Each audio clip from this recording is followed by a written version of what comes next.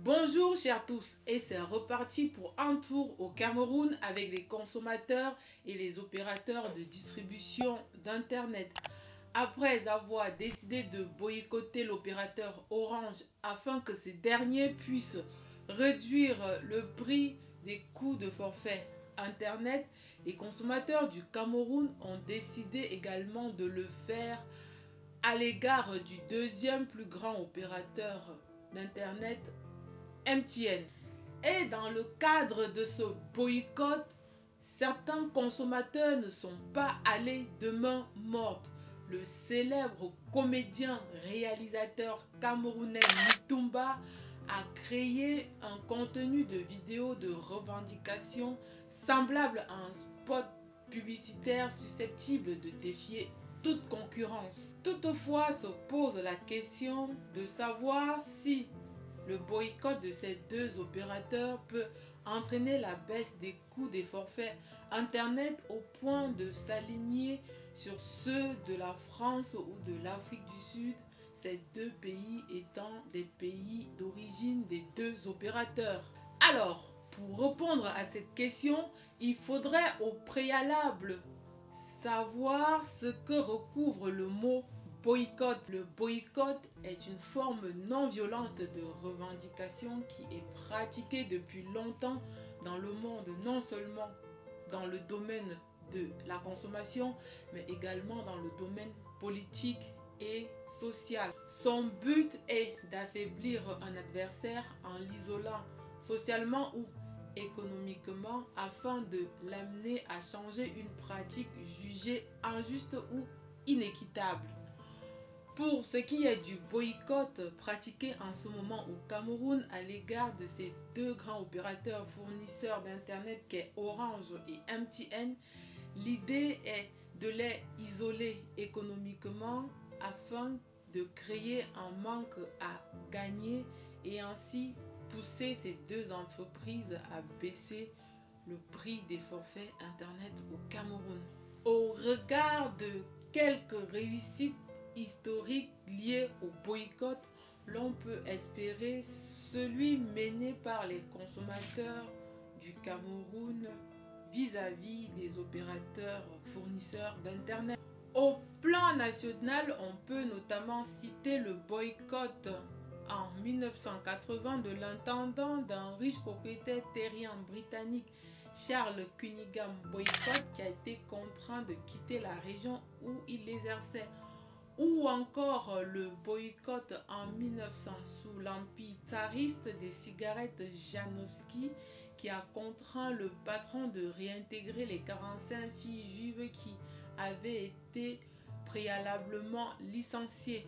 On peut encore citer en 1955 le boycott des bus de Montgomery suite à l'affaire Rosa Parks qui a contraint les États-Unis à mettre fin à la ségrégation raciale dans les bus. Au niveau international, on peut citer dès 1975 le boycott des oranges de la société Housepend qui a poussé les entrepreneurs sud-africains à mettre la pression sur des responsables politiques pour mettre fin à l'apartheid.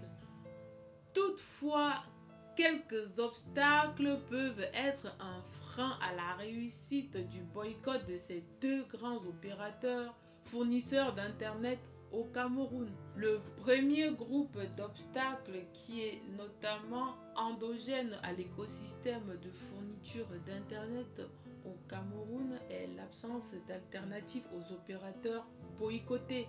Il faudrait savoir qu'au Cameroun, comme je l'ai déjà précisé dans un précédent contenu, il existe très peu d'opérateurs fournisseurs d'Internet. Et face à Orange et MTN, il n'y a que l'opérateur Camtel qui peut permettre l'isolement de ces deux opérateurs. Or, lorsque l'on regarde le périmètre du réseau de Camtel, on constate que son réseau est très réduit par rapport à ceux de Orange et de MTN. Et dans un écosystème comme le Cameroun où le numérique prend de plus en plus de la place dans des activités des uns et des autres, il peut paraître difficile, voire impossible pour certains consommateurs de boycotter les produits de Orange ou de MTN, surtout s'ils résident dans certaines régions. Quant aux obstacles exogènes à l'écosystème de distribution d'Internet au Cameroun, on peut citer par exemple la faible adhésion des consommateurs à ce boycott ou encore la mise en place par les opérateurs boycottés un processus de fidélisation des consommateurs qui peut être des jeux concours ou des dons ou des cadeaux aux consommateurs. Cependant, comme le souligne Olivier Esteves, maître de conférence à l'université Lille 3, il ne faudrait pas sous-estimer la dimension symbolique d'un appel au boycott, même si celui-ci n'atteint pas le but escompté. D'ailleurs, le 14 mai 2023 s'est agi quelques jours seulement après le lancement du boycott des produits d'Orange au Cameroun. Son directeur général a annoncé une offre de connexion illimitée à domicile à bas coût. Bien que cette offre ne concerne que les grandes villes, notamment Yaoundé et Douala, cela est la preuve de l'effet qu'a eu cette revendication non violente opérée par les consommateurs au Cameroun. Je vous dis à bientôt pour la suite de cette affaire dont on espère l'issue positive pour les consommateurs au Cameroun. Surtout, restez curieux.